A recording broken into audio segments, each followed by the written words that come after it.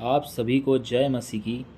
और आज हम पवित्र वचन में से देखेंगे उत्पत्ति की पुस्तक, उसका 28 अध्याय और उसकी 20 आयत से 22 आयत तक। वहाँ ये लिखा है, तब याकूब ने यह मन्नत मानी, यदि परमेश्वर मेरे संग रहकर इस यात्रा में मेरी रक्षा करे और मुझे खाने के लिए रोटी और पहनने के लिए कपड़ा दे, और मैं अपने पिता के घर में कुशल क्षेम से लौट आऊं, तो यहोवा मेरा परमेश्वर ठहरेगा, और यह पत्थर जिसका मैंने खंभा खड़ा किया है परमेश्वर का भवन ठहरेगा। और जो कुछ तू मुझे दे उसका 10वांश मैं अवश्य ही तुझे दिया करूँगा।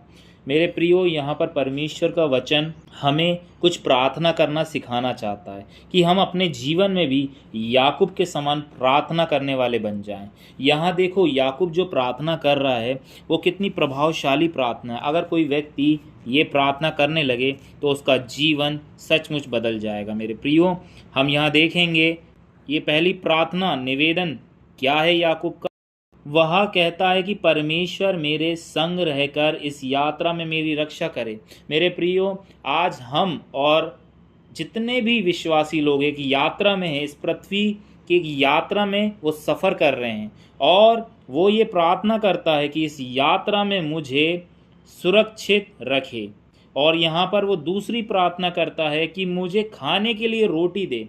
मेरे प्रियो, ये रोटी हमारी डेली लाइफ वाली रोटी नहीं है। ये रोटी परमेश्वर के वचन के अनुसार एक मन्ना है, जो जिस प्रकार इजरायली लोग रोज़ सवेरे उठकर मन्ना बटोरते थे और खाते थे, उसी प्रकार आज परमेश्वर का वचन आज हमें ये बताना चाहता है। ये आत्मिक भोजन है जो कि हमें रोज़ खाना है। हमें रोज़ परमेश्वर पिता से ये आत्मिक भोजन मांगना है कि प्रभु, मुझे भूख लगने पर तेरा वचन दे, तेरा कलाम दे। क्योंकि यीशु मसीह कहते हैं कि मनुष्य केवल रोटी ही से नहीं परंतु हर एक वचन से जो परमेश्वर के मुख से निकलता है जीवित रहेगा। तो मेरे प्रियो, हमें परमेश्वर से प्रतिदिन इस आत्मिक भोजन के लिए भूख और प्यास रखनी है, उससे मांगना है।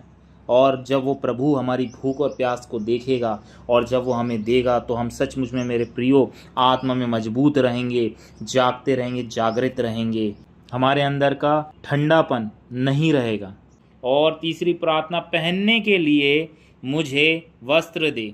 अब मेरे प्रियो, ये कपड़े कोई वो कपड़े नहीं जो हम डेली पहनते हैं। ये अगर हम आत्मिक सोच से हम समझें तो परमेश्वर का वचन कहता है, प्रकाशित वाक्य 3 उसका 4 में, पर हाँ सरदीस में तेरे यहाँ कुछ ऐसे लोग हैं जिन्होंने अपने अपने वस्त्र अशुद्ध नहीं किए।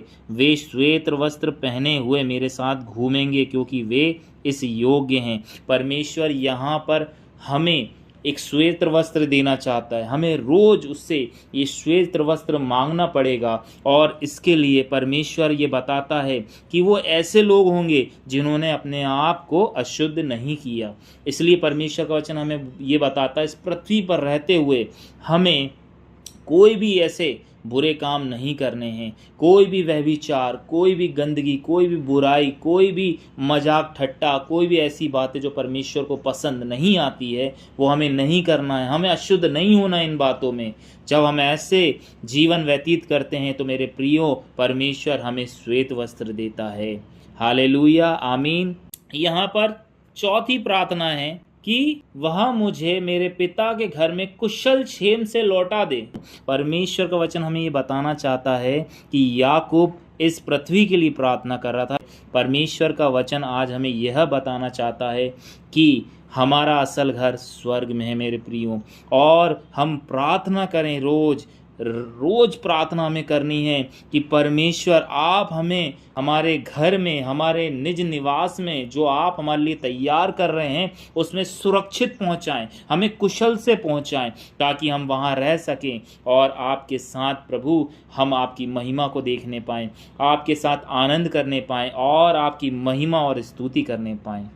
और अंतिम प्रार्थना वो यह करता है कि जो कुछ परमेश्वर मुझे दे उसका 10वांश मैं अवश्य ही तुझे दिया करूँगा। हाँ मेरे प्रियो, याकूब कहता है कि जो कुछ भी परमेश्वर मुझे देगा उसका मैं 10% 10वांश अवश्य ही उसे दिया करूँगा। हाँ मेरे प्रियो, हमें ये बात ध्यान रखनी है कि परमेश्वर ने जो भी टैलेंट हमें दिया है, जो भी प्रभु ने हमें जो कुछ भी दिया है परमेश्वर ने हमें, उसे हमें परमेश्वर को हमें उसका 10वांश अवश्य देना चाहिए।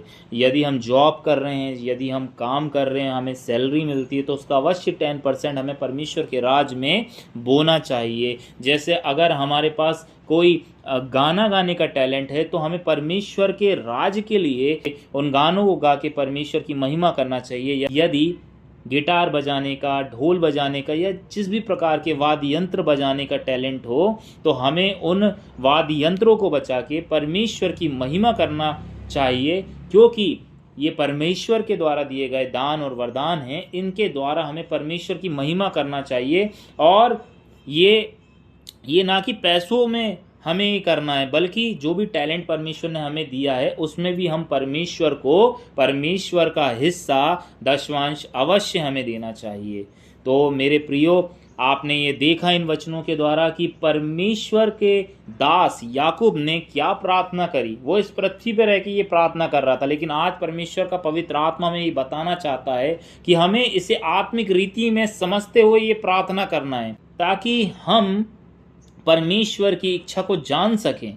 और जब हम ये सामर्थ्य प्रार्थना करते हैं मेरे प्रियो, तो हम अवश्य ही प्रभु के बहुत करीब आ जाते हैं। प्रभु से हमारा एक बहुत अच्छा संबंध बन जाता है, और हम परमेश्वर की इच्छा और मर्जी के अनुसार अपने जीवन को व्यतीत करने लगते हैं। और परमेश्वर हमसे इतना प्रसन्न हो जाता है कि जिस प्रकार याकूब ने इस पृथ्वी पर रहते हुए वो तमाम सांसारिक बातों के लिए प्रार्थना करी थी कि वो रोटी मिल जाए, मुझे कपड़े मिल जाएं, मैं सुरक्षित रहूं और मेरे पिता के घर में सुरक्षित पहुंच जाऊं, तो ये सारी चीज़ें परमेश्वर हमें यूं ही प्रदान कर देता, क्योंकि परमेश्वर का वचन कहता है कि जो उसके धर्म और राज की खोज करता है, परमेश्वर उन्हें ये सारी वस्तुएं पृथ्वी की यूं ही दे देता है। प्रियों, मैं इस वचन के द्वारा बहुत ब्लेस हुआ हूँ, और मैं ये विश्वास करता हूँ कि इन वचनों के द्वारा आप लोग, जितने लोग इसे ऑनलाइन देख रहे हैं, ऑनलाइन वीडियो देख रहे हैं, सुन रहे हैं, आप लोग भी ब्लेस होंगे। परमेश्वर की महिमा हो।